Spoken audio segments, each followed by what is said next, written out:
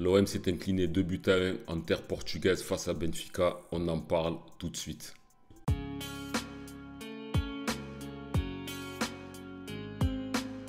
Malheureusement, l'Olympique de Marseille poursuit sa série de défaites. On en est à la 5e consécutive. Mais cette fois-ci, la différence qu'il y a, c'est que tout n'est pas perdu. Parce que l'OM reste encore en course pour essayer de se qualifier pour le tour suivant, donc pour les demi-finales de la Ligue Europa, dans un match à diviser en deux. La première période, elle était vraiment très effrayante parce que l'OM n'arrivait pas du tout à progresser. On a laissé passer les Portugais comme dans du beurre. On se demandait ce qui allait se passer, on pouvait craindre le pire parce que chaque attaque des Portugais pouvait faire un but et lorsque l'OM avait le ballon, on ne savait vraiment pas quoi en faire. Les remontées de balles étaient bonnes, mais dans les derniers gestes, on n'arrivait pas du tout à trouver Pierre-Emerick Aubameyang à l'image de Amin Harit qui remontait bien le ballon, mais qu'est-ce qui manque cruellement de décision. Il ne sait pas faire une bonne passe dans le bon timing. Il ne prend pas la bonne décision quand il faut frapper. Et pourtant, c'est lui qui est au cœur du jeu. Donc, en première période, c'était très compliqué de pouvoir penser, espérer faire quelque chose dans cette Ligue Europa. Alors tout n'est pas gagné, hein. La probabilité de se qualifier reste quand même de 35%, mais on a des motifs d'espoir parce qu'en seconde période, on a enfin réussi à marquer, à trouver Pierre-Emerick Aubameyang. Et ce qui fait plaisir dans ce cas précis, c'est que c'est Azzedine Ounahi qui est dans la grande difficulté à l'OM depuis longtemps. Ben, quand il est rentré, c'est lui qui a trouvé en un coup une passe parfaite pour Pierre-Emerick Aubameyang, alors que ce soit Kondogbia, Verretou ou même encore Harit, il n'y arrivait pas pendant toute la première mi-temps et le début de la seconde période. Donc on peut espérer que ça va lui faire du bien. Mais l'OM n'est pas encore sorti de l'auberge. Si on regarde les stats, elles se sont vachement rééquilibrées, surtout grâce à la seconde période.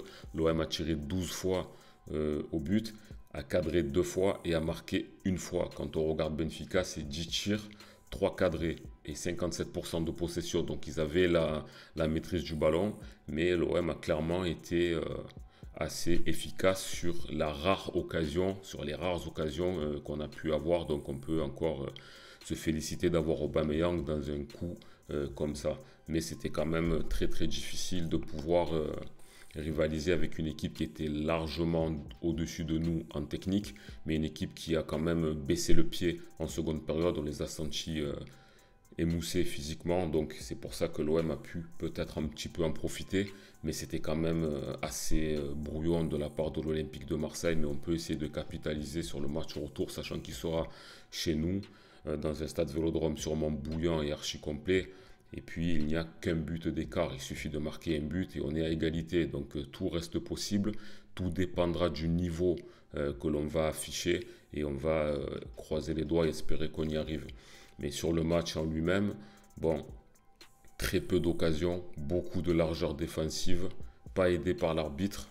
Quand on regarde l'action sur Aubameyang, donc malheureusement on ne peut pas la revisionner ensemble, mais quand on voit la bousculade qu'il a eue, alors c'est vrai que c'est des gestes qui sont des fois pas sifflés en première ligue, mais concrètement, il a été bousculé, ça aurait dû être sifflé et l'OM aurait pu revenir au score un peu plus tôt dans le match et ça aurait donné une autre physionomie.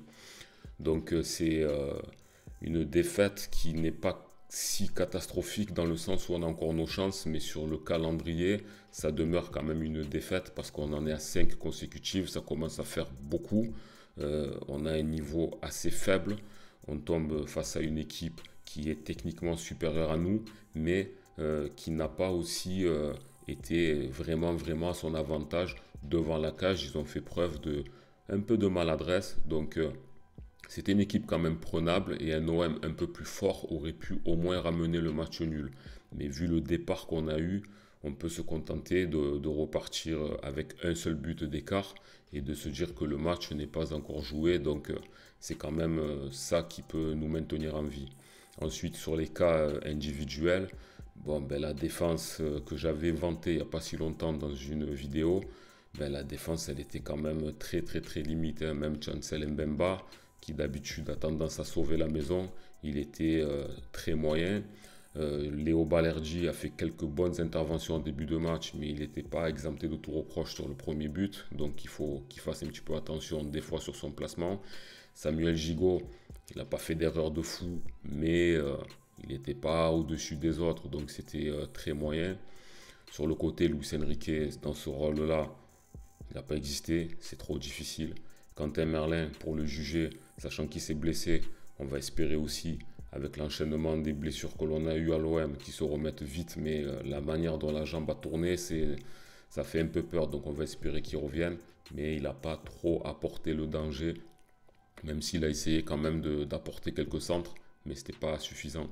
Kondogbia, moi je l'ai trouvé moyen. Veretout aussi. Veretout, il n'était pas juste dans ses passes, parce que les moments où Aubameyang part en profondeur, ben, ça manquait vraiment de beaucoup de justesse de sa part. Harit aussi. Harit, très bonne remontée de balle, comme je disais en début de débrief, mais le dernier geste, il est vraiment à la peine. Il tire quand il faut pas, il ne tire pas quand il faut, il décale pas quand il faut aussi. C'est dommage, c'est ce qui lui manque en fait pour être la plaque tournante de l'OM. D'ailleurs, c'est son plus gros défaut et on espère qu'un jour il y arrivera, mais à ce niveau-là, ça va être difficile de pouvoir faire quelque chose cette saison lorsque le milieu de terrain n'arrive pas à être décisif dans des cas comme ça. Et devant, Aubameyang, ben, il a fait le travail, hein, il a marqué sur une rare action qu'il a eue.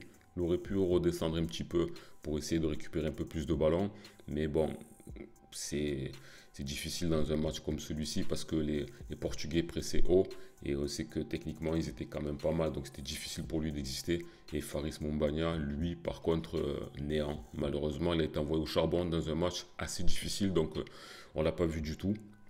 Et dans les entrants, ben, Unai, c'était beaucoup mieux que d'habitude. Ça a été signé par une belle passe décisive. On espère que ce sera le début de quelque chose pour lui. Parce que, bon, il a beaucoup de difficultés. Ça m'étonnerait qu'il reste à l'OM l'année prochaine. Mais si pour la fin de saison, il peut donner un ou deux caviars comme ça, ben, on prend. Même si cette deuxième mi-temps pour lui a été quand même une bonne entrée. Mais pour l'instant, je dis Unai, dans les semaines qui se sont passées, c'est assez insuffisant. Donc on espère qu'il remonte. Donc on débriefe une défaite, pas encore une élimination, mais l'OM devra vraiment trouver des ressources nécessaires pour faire quelque chose de costaud, parce que le prochain match, ce sera contre Benfica. Ensuite, il y a Toulouse, Nice, il y a Reims, Lens, je ne sais plus trop l'ordre, mais ça ne va pas être facile, donc il va falloir s'accrocher pour essayer de limiter la casse dans cette Ligue 1 et pour la fin de saison. Donc on mise tout sur cette Europa League. C'est pas perdu, mais quand on voit le niveau et le fait que Benfica ait baissé le pied, pas sûr et convaincu que l'OM soit vraiment capable de gagner le match retour. Mais ça reste quand même possible, heureusement. Impossible n'est pas marseillais. Il n'y a qu'un but d'écart, donc on va tenter d'y croire et que le Vélodrome fera la part et qu'on retrouve cet ADN qu'on a d'habitude en Coupe d'Europe. Dans des matchs retour, on a déjà vu de très gros retours dans les 20 dernières années. Ça arrive aussi à l'OM, même quand on n'a pas une équipe qui est en train de briller en championnat, ça nous arrive des matchs références de ce type et on va croire et espérer que ça peut être contre Benfica et ensuite la route pourrait être ouverte pour une demi-finale, même si c'est assez compromis, mais ça reste encore possible. Il ne reste plus qu'à espérer que l'OM trouve une bonne dynamique parce qu'on est sur 5 victoires consécutives, suivies de 5 défaites consécutives. Donc au final, c'est pas très régulier tout ça. Il y a des blocs de régularité, mais il faudrait que ce soit match par match qu'on trouve une certaine régularité afin de pouvoir arriver à nos objectifs et mieux finir la saison. Parce que à ce rythme-là et dans la pente qu'on est, ça va être compliqué d'aller chercher quelque chose. Voilà les gars, n'hésitez pas à me dire dans les commentaires ce que vous avez pensé du match. Quelles sont pour vous les chances de l'OM de se qualifier? On en parle ensemble dans les commentaires. N'hésitez pas à liker la vidéo et à vous abonner si ce n'est pas encore fait. Je vous dis à la prochaine. C'était Karim Diouf. Ciao.